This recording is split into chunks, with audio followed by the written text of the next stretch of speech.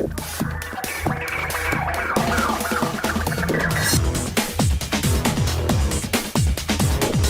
কাটছে ওমর সানি মৌসুমীর জীবন?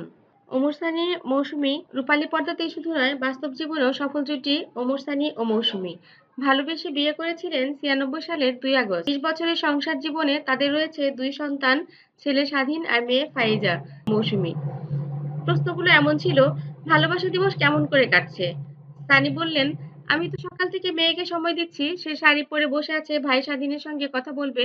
স্বাধীন উচ্চশিক্ষার জন্য আমেরিকায় আছে।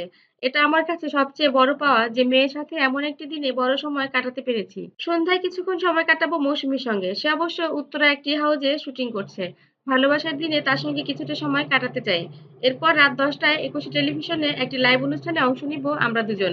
এভাবেই কাটবে আজকের দিন। মৌসুমীকে জিজ্ঞেস করা হলে তিনি বলেন, সকাল থেকে উত্তরায় শুটিং করছি, অপেক্ষা করছি, কারণ আমার মেয়েকে নিয়ে সানি আসবে এখানে। বিকেল পর্যন্ত শুটিং করে সন্ধ্যা থেকে পরিবারের সবাই একসঙ্গে সময় কাটাবো। ২০ বছরের সংসার জীবন পেছনে ফিরে তাকালে কেমন লাগে? এমন প্রশ্নের উত্তরে মৌসুমী বললেন, আসলে সব সম্পর্ক টিকিয়ে রাখতেই কিছু বিষয় থাকতে হয়। এর মধ্যে সবার আগে সত্য কথা বলতে জানতে হবে। আমি সানিকে বিশ্বাস করি, সে কখনো আমার কাছে মিথ্যা কথা বলে না। যে কারণে কে কি বলল সেটা আমার কাছে বড় বিষয় নয়। সানি কি বলল সে আমি জানতে চাই সবসময়। সানিকে এমন প্রশ্ন করা হলে সানি বললেন, সংসার জীবনে বিশ্বাস ও সম্মানটা অনেক গুরুত্বপূর্ণ। মিডিয়াতে এটা আরো বেশি দরকার। কারণ এখানে কাজ করতে গেলে নানাজনে নানা কথা বলে। সেক্ষেত্রে আপনারা যদি বিশ্বাস করেন তাহলে সব ঠিক রাখা সম্ভব। সাথে চাই সম্মান। আমি গর্ব করি যে মৌসুমী ক্যারিয়ারে আমার চেয়ে এগিয়ে আছে। বিষয়টিকে আমি সম্মান করি। সে যেন আরো এগিয়ে যায় তার জন্য আমি সবসময় পাশে থাকার চেষ্টা করি। এমন প্রশ্নের উত্তরে মৌসুমী বললেন, মিডিয়াতে ক্যারিয়ারের উত্থান পতন আছে। আমি মনে করি সেক্ষেত্রে একজন আরেকজনকে সম্মান ও সহযোগিতা করতে হবে।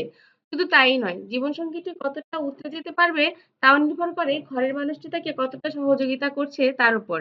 যারা মিডিয়াতে কাজ করে আবার সংসার করছে তাদের জন্য এই বিষয়টি অনেক জরুরি বলে আমি মনে করি। আমার চ্যানেলটি যদি আপনাদের ভালো লাগে লাইক, কমেন্ট, শেয়ার দিন এবং পরবর্তী পর্ব পেতে অবশ্যই সাবস্ক্রাইব করুন।